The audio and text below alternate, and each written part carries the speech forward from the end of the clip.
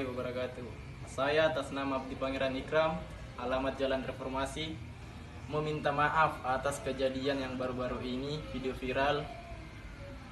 Dan saya berjanji tidak akan mengulangi kesalahan yang sama. Dan jika saya mengulangi kesalahan yang sama, saya bersedia diproses secara hukum. Wassalam.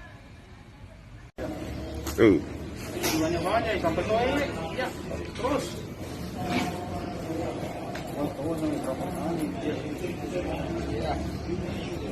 bisa masuk kulit pangeran lebih bagus berapa mau pangeran